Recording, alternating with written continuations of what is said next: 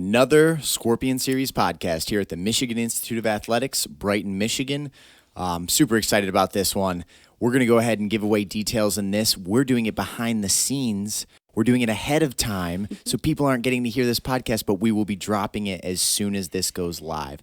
So I'm joined today by Alesha Zappitella, a woman that is going to be fighting for the Invicta World Title. For people that don't know you, Alesha, if someone's living under a rock and they haven't heard your name floating around the MMA scene, tell us a little bit about yourself and, just your background before mixed martial arts. Okay. Well, my name is Alesha Zappitella.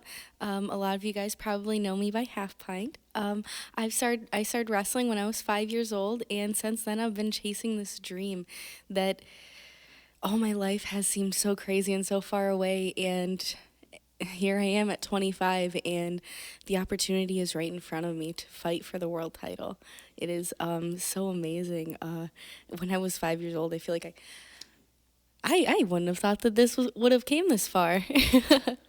It's incredible. I mean, when I was driving home, I got that phone call from Shannon Knapp, and she said, hey, main event, Alesha Zappitella versus Ashley Cummings for the world title. Mm-hmm. I was kind of expecting it because I thought that fight was next, but to actually hear those words spoke on the phone was unbelievable. And then I called you and I said, Alesha, this might be the greatest day of your life. And you said, what, why? And I said, well, it just might be the greatest day. And you said, what are you talking about? And I said, you got your world title offer. Right when I said that to you over the phone, because I'm sure there's always mixed emotions in events like that. Tell me, what did you feel? What was it like? When I got that call, it was really a surreal moment. It didn't feel real. Like it didn't feel like it was actually happening. It didn't hit me until later that night. I started crying and I was like, wow, everything I'm working for, it's all here. In that moment, I got the call from that's cool. That's actually the last thing I was expecting today. But then it really sunk in. So let's rewind. When you went to do your first ever fight, I remember I was there. It was at WXC. You walked out to the cage with arms swinging, ready to rock and roll. And, you were mainly just a wrestler, but you had a lot of fight. You went out there, you threw down, you swung wild, you hit takedowns. I mean, you could just see the heart of a fighter. And I remember I was standing with someone watching that fight, and I said to him, that girl right there could actually be a world champion with that type of spirit and that type of heart if you could just hone her skills in the right direction. From that point, when you were that original fighter, did you ever think this was going to be like a lifelong career? Did you get into it thinking one day I'm going to be world champion, or did you just want to do one fight? Take us back to the beginning. When you decided to sign up, what made you sign up for the fight, and what were your goals at that point? So at that point, I had already gotten a really good scholarship to college for wrestling, and I figured that college wasn't for me. So I went to mixed martial arts practice, and from that second, I was hooked. I knew that I wanted to fight. So I came into this wanting to be a world champion. I actually didn't even know about Invicta. I didn't know Invicta was even a thing. I didn't know that there was an atomweight division. I figured that I was going to be fighting these girls that are way taller than me at 115 my whole career, but I didn't care. I was going to do it anyway. That's amazing. I mean, and it must just be a reoccurring theme throughout your life. So when you were a child, your older brother wrestled, and then you got into sport of wrestling. Take us through that. So you were just at practice one day, and you decided to walk out of the mat. What led you to going into wrestling? Because you were way ahead of your time. Nowadays, women in wrestling is kind of a common thing, but back then it wasn't. You were the uncommon breed. What got you to start wrestling when you were a child? When I was little, my brother started wrestling when I was only one. So I was at all of his practices growing up, and I just thought it was fun. I would see the boys out running on the mat, and I'm like, oh, can I go run with them? And then the next thing you know, I'm doing drop steps with them. I probably then had a better shot than most people have now as adults, and I didn't know that this was something that I wasn't supposed to be doing. It only hit me maybe when I was a little bit older. That I wasn't actually supposed to be doing this. I didn't know that my coaches didn't want me wrestling. I didn't know that until years into it. Tell us a story about the other day. Just the other day, you said you ran into a coach from your hometown. You're kind of reconnecting with people. Tell us that story. So, just last week, actually, it was the day before I got the call. I was home, and I ran into one of my old coaches. Actually, he's an old timer. by the books. They don't like girls wrestling. It's all about the guys. I ran into him and I went up to him to say hi before I left the event that I was at, and it brought tears to his eyes. He instantly was like, give me a big old hug. He's like, oh, girl, like, you walked into my wrestling room, and I didn't know what the hell this was. I didn't want girls wrestling. He's like, but you changed my entire view. This is a man who probably lived his entire life up until maybe 50s, like lived a full life, and then little 5-year-old me comes along and changes absolutely all of his views. That's an incredible thing when you think about the fact that throughout your life, when you look back at your life story, where you go, you change the world around you. You know what I mean? And I'm sure that everybody to some degree can say those things, but you're doing it on a massive scale. You are walking to a wrestling room as the only girl, and you're going to wrestle. It doesn't matter what they say or what they think, like, you're going to wrestle. And then you were the girl that went from the first amateur mixed martial arts competition to be like, I'm going to win the world title. I'm going to alter the course of my future to the point where one day there's a golden belt around my waist. You know, so these are huge accomplishments, and you're only 25 years old. So one thing that I've noticed as a coach and someone that's been close to you for almost 5 years now is you've gone through extreme personal growth over the last 5 years. Take us back to the girl that first fought mixed martial arts to when you first joined SFS, and then the progression to now. Talk a little bit about, you know, I guess just the ups and downs, the life changes. What have you learned about yourself? What have you learned about life? Because I think there's a lot of magic in your story and in growth, and that type of magic can kind of unlock other people to see potential within themselves. Because if they realize, wait a second, this woman that I admire, I look up to, or that's about to accomplish these incredible goals, she went through a lot of the struggles that I did. She was just like me in these ways. You know, I think there's power in that. So tell us a little bit about your personal growth. What have you really learned? You know, what obstacles have you overcome? This is your time to just speak.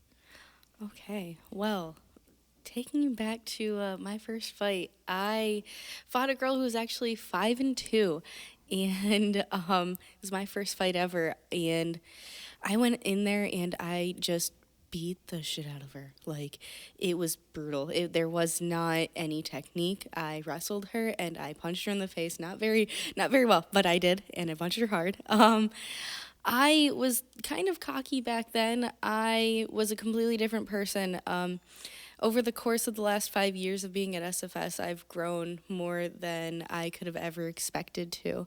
I went through a lot of hardships in life, and I lost a lot of people that were really close to me. I've found that I'm the type of person that I always need to grow. If I stay stagnant in where I'm at, I'm not happy.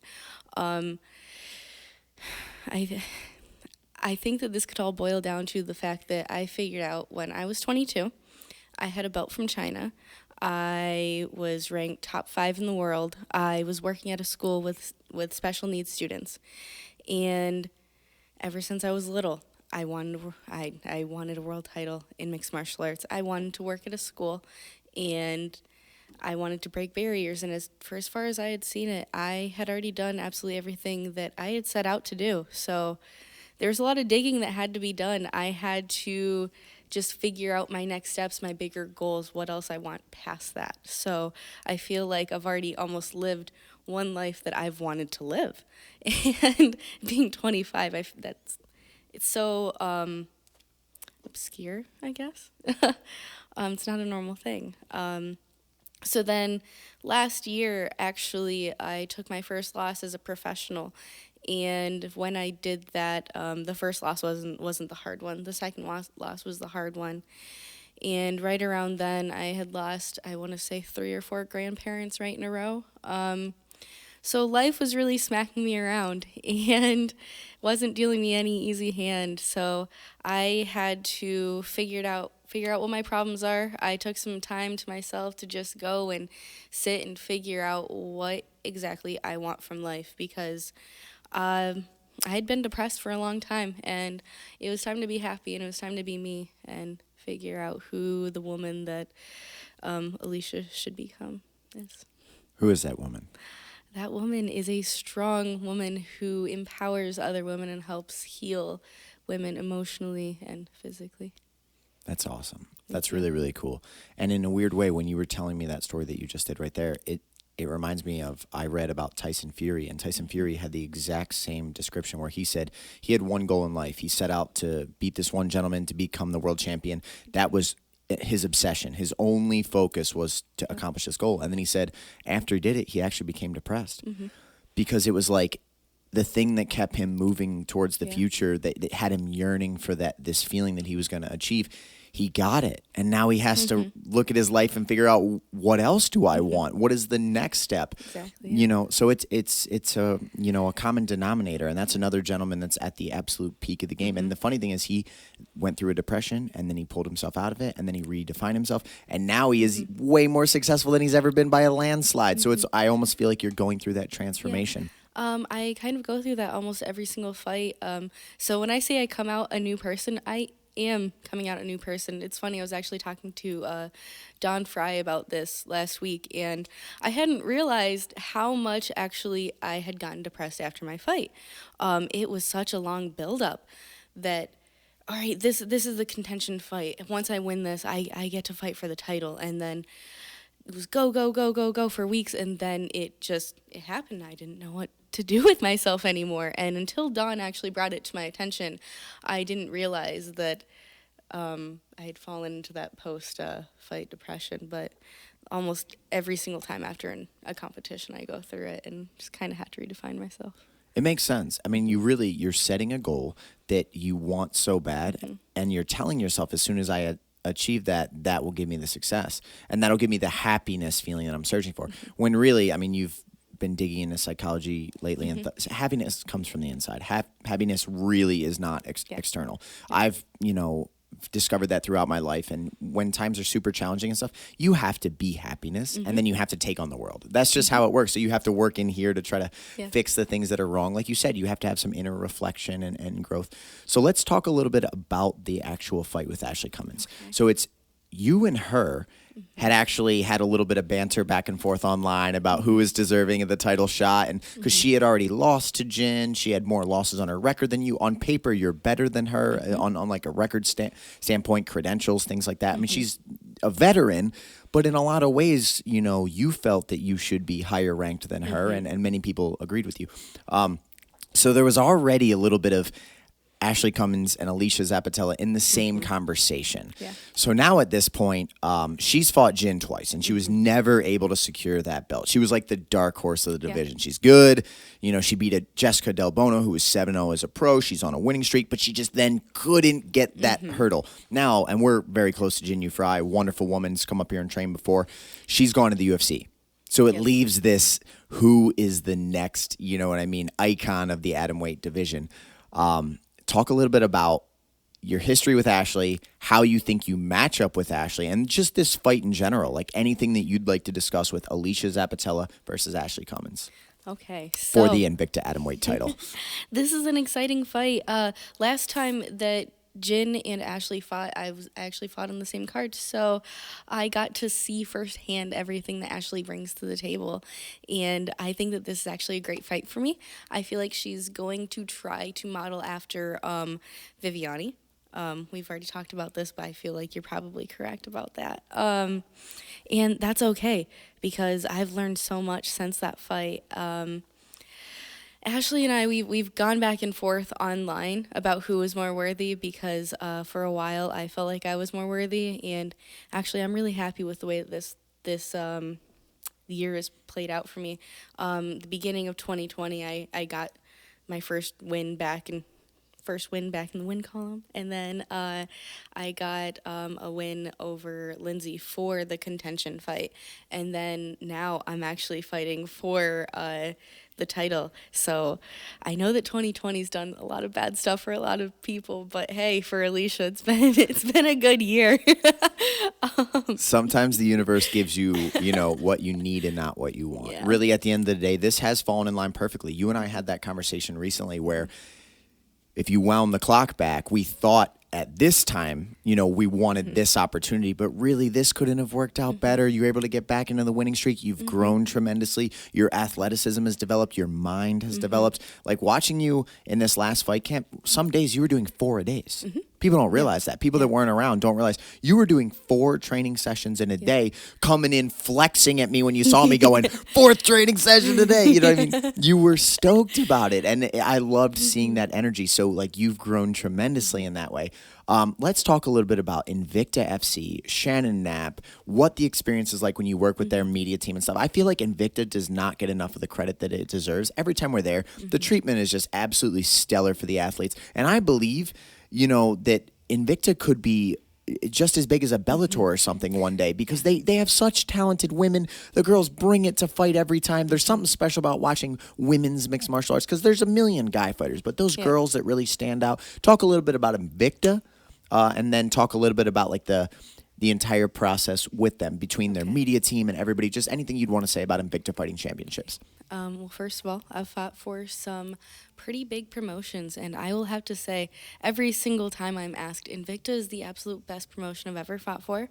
Invicta, they care about their fighters more than anything. They treat us so well. The whole week leading up to the fight makes us feel so important. At least that's how it makes me feel.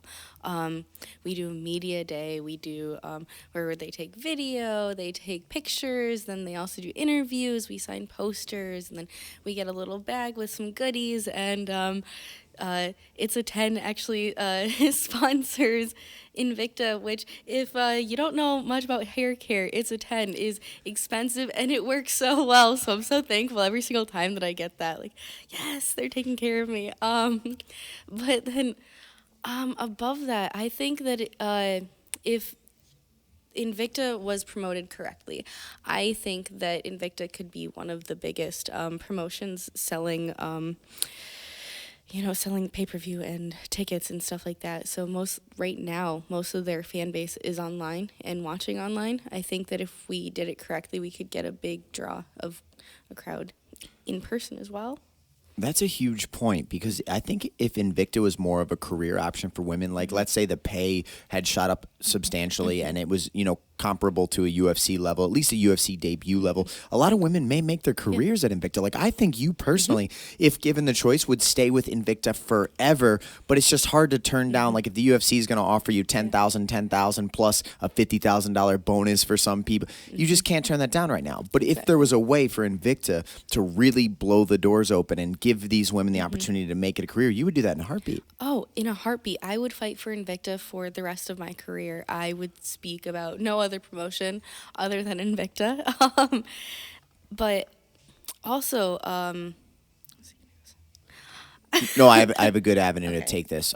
Really, we should almost sit down with Shannon Knapp and try to brainstorm. Like Shannon, obviously, we're outside of your company right now, but we believe that many women feel this way. If there's a way that you can turn Invicta into a Bellator-sized program or a Ryzen or a 1FC, or women would want to make you their home forever. So, as a second part, I think that really we need to set up a meeting with Shannon Knapp, maybe the next time we go down to the day after the World Championship fight, to tell her a little bit about where you're at currently, your goals moving forward. And I know that you want to represent yourself outside of the cage as well. Let's speak a little bit about that. I mean, you'd love to be a fighter when you're inside of the cage, but you're a personality. You're quirky. You have fun on videos. You like doing blogs. I mean, I could see you as someone that's doing fighter interviews or commentary. Is that something that you'd like to do? Yeah, fighting isn't the last thing for me. I would like to really work around fighting. I would like to commentate and interview and just do anything that I can, specifically if I can for Invicta. I would like to do that. I think that my knowledge with the sport goes a lot deeper than just fighting.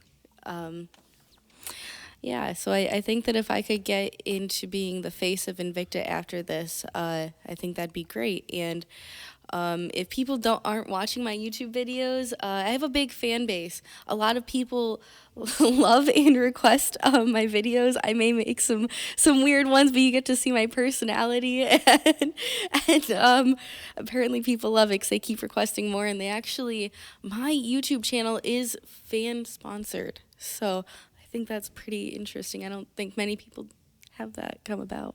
So you'd like to be like a Laura Sanko or a Megan Anderson or someone that, you know, has been around the sport for a long time as a competitor, but then from the outside of the sport, you get to represent the brand. And you're 25 years old, you're getting better in front of the camera, you're speaking more articulately. I mean, you're growing a lot as a person. So there's definitely an avenue for that.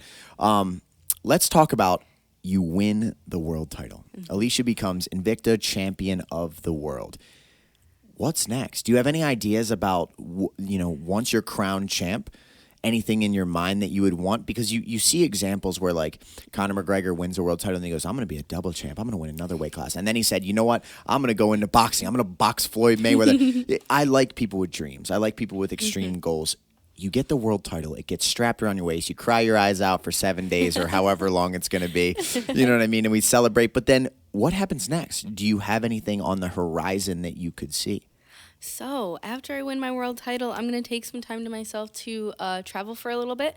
I would like to do some seminars. A huge thing for me is I want to do women's self-defense seminars anywhere that I go. Like I told you earlier, a huge part of my mission as a person is just help heal women. And I think that the self-defense seminars is a perfect first step towards doing that. But also, I would like to just fight the absolute best in the world. So, like I said before, I've been doing this for 20 years. I want to get in there. I want to prove that I'm the best, and then I want to just keep fighting the absolute best. Maybe go up to the UFC, make some more money, and then call it a day.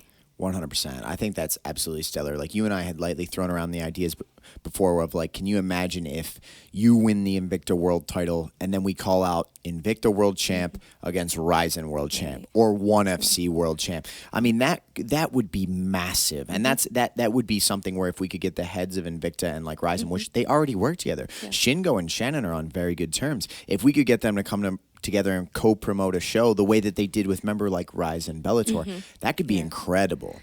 That could be something truly special. And then beyond that, like you said, you're 25 years old. You've got so much ahead of you that's a second part of your career. I want to see you being the female Paul Felder that sits UFC ringside, commentates a lot of events, and then maybe gets in there and throws some bombs one show so you can talk about it the next one. Yeah. Let's talk about if you were to go to a UFC, because unfortunately I don't think they're ever going to open 105. We've heard the talk so many times. I don't know why they don't have the division. I mean, I know you could claim finish rates and things like that, but at the end of the day, women compete in a very small bracket, set of weight classes. For men, you have 125 all the way to 265 men. Why would you not have just 105 to 145 women? That's an extremely small group. You know what I mean? But if it turns out that they're never going to put it women's 105, could we see a 115 Alesha Zappitella?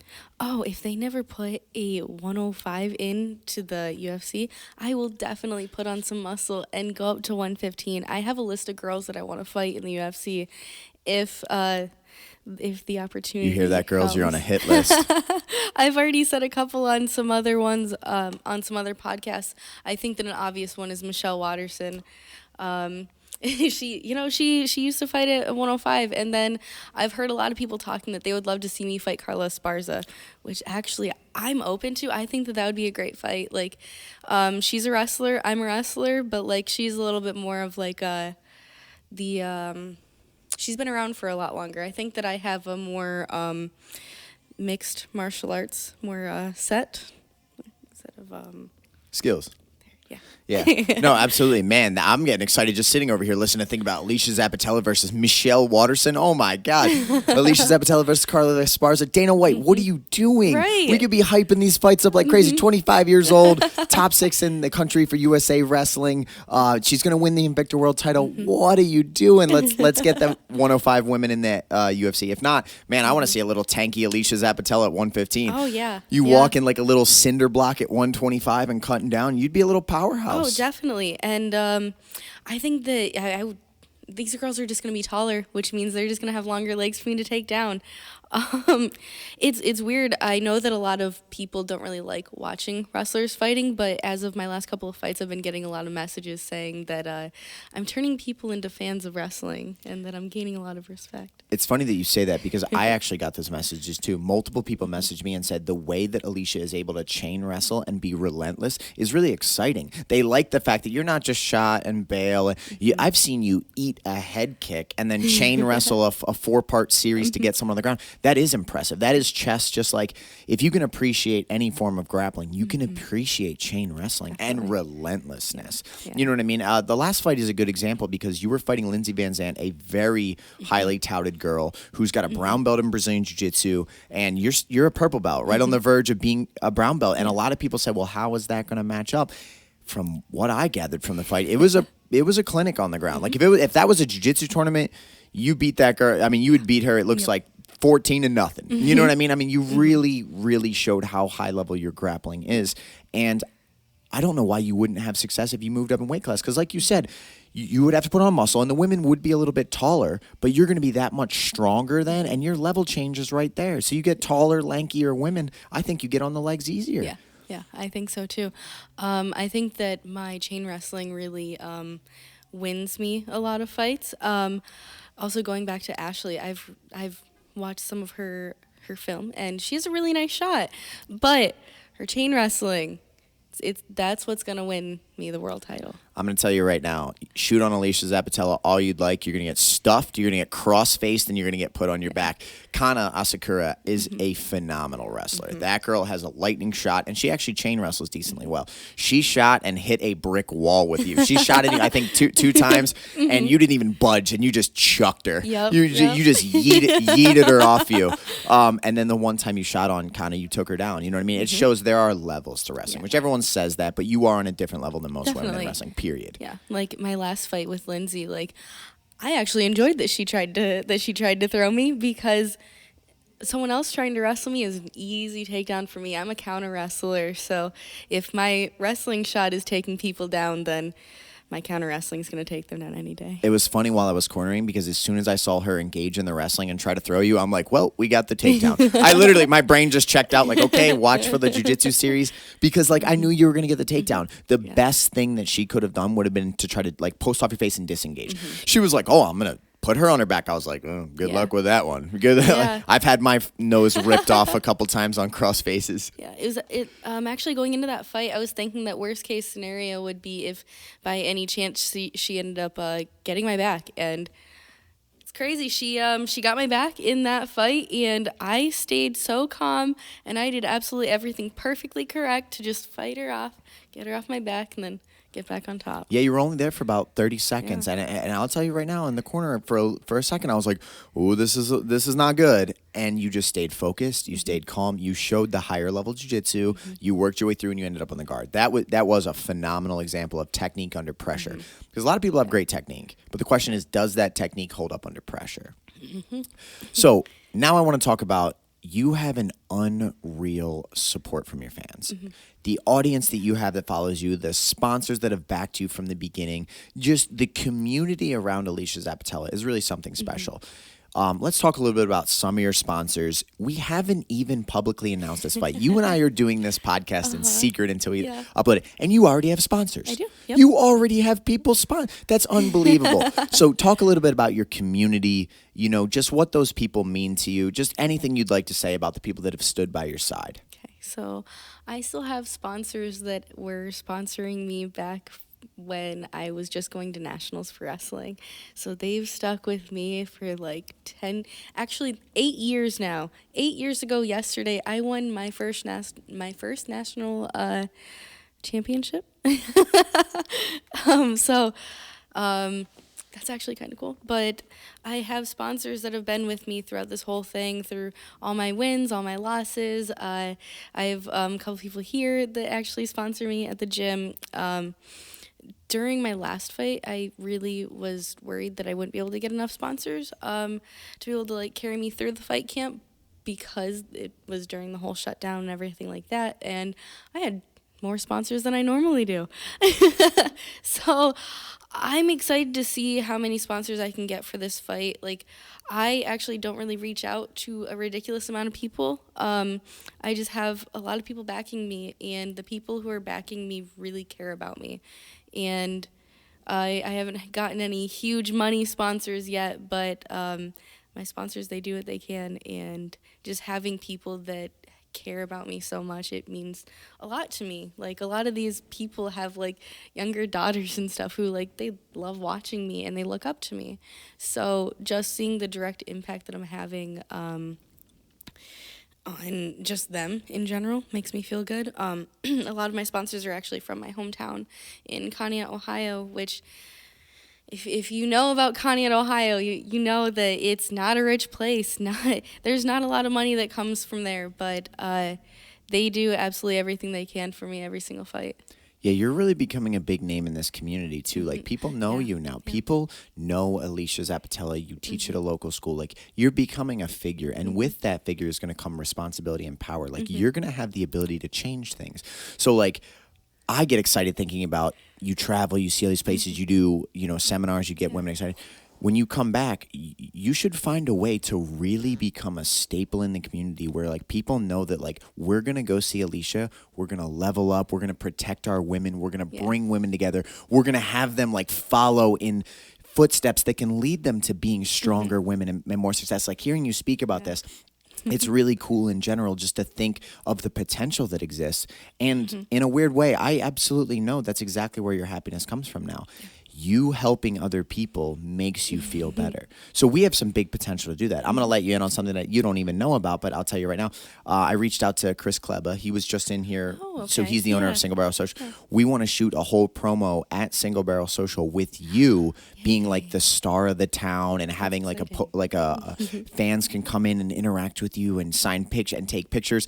Once the news drops, that you're going to be fighting for a world title. I already have it out to a ton of media sources and stuff. Once it hits all the newspapers, we're going to host an event at Single Barrel Social where we really just try to make you an icon of the community, where we want people to come in, get to know Alesha, meet her, take a picture with her, engage with, get her social media, follow her on YouTube, and really just make it like you've grown yourself into someone that people can follow. You know what I mean? And people can learn from. And like the young girls like the Abbies and the Lilies and the Lexis in this building, Harlow, they can look up to you as a source of inspiration, saying, what does a strong woman look like? How does a strong woman grow? You know what I mean? So it gets me excited because I think that is a beautiful future. Thank you. When I think that if I could do some inspirational speaking after I win my title, I think that that's something I would really enjoy. I have a lot of resources for speaking. I've done tons of speeches all over. I could probably set you up with graduation speeches and things like that where you could get in front of an audience and be able to speak your story. And that's powerful. I've given some graduation speeches that 5 years later, people still message me and say, like, man, like, you spoke my graduation. It was really special. I just want to say thank you again for the words. And they're just words. They're just vibrations from your mouth. You know what I mean? But like they can really impact people. So there's such a big picture than just fighting. And it makes you multifaceted. There's going to be Alesha the fighter, Alesha the personality, Alesha the inspiration, Alesha the leader, Alesha the woman that empowers the women in the community. Because now more than ever, when you look at the events that are taking place in 2020 across the world and a lot of the things that are being spoke of that have never been spoke of in this culture, we need stronger people. I agree with that. I completely agree that we need stronger people. I think that women need to be empowered more. I know that there's a lot of touchy topics in the world right now, but one thing, being a woman, that I've always noticed is that being in a patriarchal world, we really get pushed to the side, and I think that it's a big thing for me to really just help empower women and let little girls know that it's okay to be strong and to stand up for themselves. I like the message. And that's what we're supposed to do in this life. We're supposed to lead by example. You know what I mean? And not go too far to either extreme, but say, listen, this is right.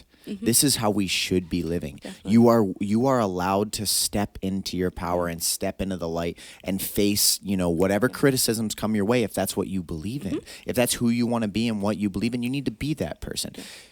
I'm going to throw a shout out to another very strong woman because this topic is making me think of her. But like Virginia with Mike, Yeah. she is a very empowered woman that I believe has done a good job of capturing that image out of you.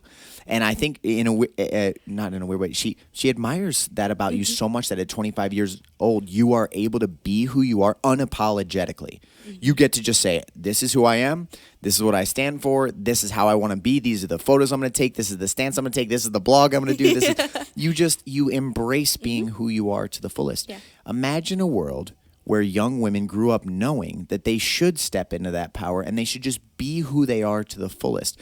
Obviously, hopefully, with the best qualities leading out front, you know what I mean, and not embracing bad qualities of humanity, but it would make things just a more beautiful world, a more diverse world, a more enjoyable experience. I agree. And I'm coming to learn that I figured all of this out at a young age, a lot sooner before a lot of people did. The more that I talk about my journey to a lot of people and about all of the I went on a vision quest. I rewrote all of my past traumas. I really just figured out who exactly Alesha is, what she wants in absolutely every aspect of life.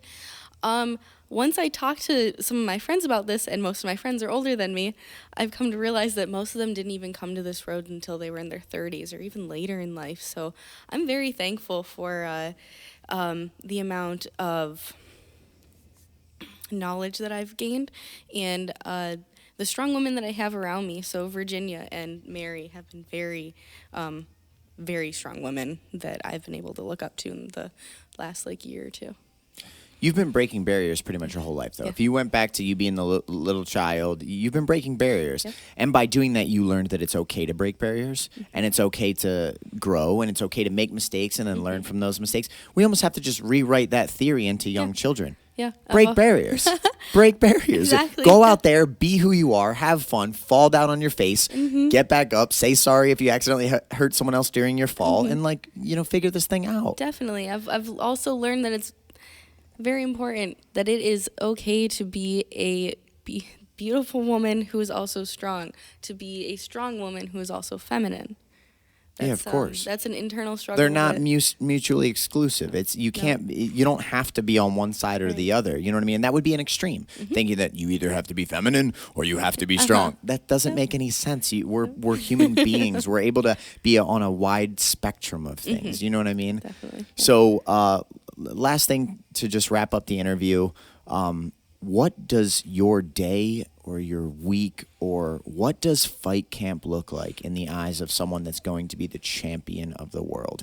Just in general, think about the viewers that are sitting on the outside that are listening to this going oh my God, that girl is training to be champion of the world. But you've also dedicated, like you said, over 20 years of your life to combat sports.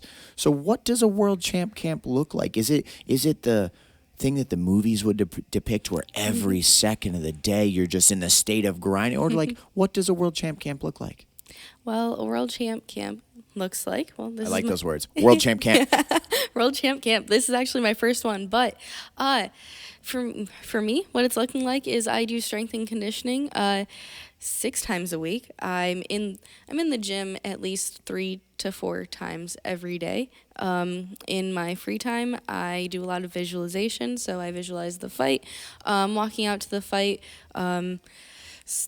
just myself in the cage, what's going to happen, and my diet has to be absolutely perfect. So I am eating the exact same thing every single day for 6 weeks, and it is probably the most strict time of my life, but I'm also somebody who thrives on a schedule and being strict. So I love the whole process of it. That's awesome. And one thing that we're doing that's going to be really cool is because of the fact that you have sponsors and you have help, we're going to fly in some elite pros to help with this camp. We're not going to name them yet on this podcast because it hasn't happened yet. We don't want to get people's hopes up. But our goal is to bring in some of the best women from around so that you have the ultimate experience. You have women catering to you that are in your division, that are very skilled, that can help you, formulate a perfect game plan to beat Ashley Cummins. Definitely. So, you know what, Alesha, just anything else you want to say, you need to shout out your social media. You need to say, how can people follow you online? How can people support your career? If someone listens to this and wants to sponsor World Champ Camp, how do they contact you? How do they follow you on YouTube? Just anything else you'd like to say about your following, anything you want to capture in this glimpse in time, and then we'll wrap this thing up. Okay, so first of all, thank you for watching, and you can find me on social media at Alesha Zapp on Instagram, Twitter, Facebook, and Twitch, all at Alesha Zapp, nice and simple. My YouTube is youtube.com/halfpint6, or if you just type in Alesha Zappitella. I do food videos, vlogs, and painting videos, so swing by to check it out. Awesome. Well, also Twitch. If I didn't mention that, Alesha's up on Twitch. You did, but it's good to double it up. You know what I mean? I'm a gamer at heart, so Twitch all day. But yeah, no, it's been a pleasure sitting here and talking with you. And what's really exciting is we're so close now. Mm-hmm. We're under 8 weeks from you getting to fight for that world title. And the funny thing is, when you first came onto my team, when you first started training with me, you probably remember this. I remember looking at you, seeing your wrestling skill set and seeing the fire that you had and saying, I'm telling you right now, if you work hard, you're going to be a world champ. Yeah. I can see it in you. You remember that? Yeah. I remember you telling me that before you were even my coach, actually, at my first fight. Yeah.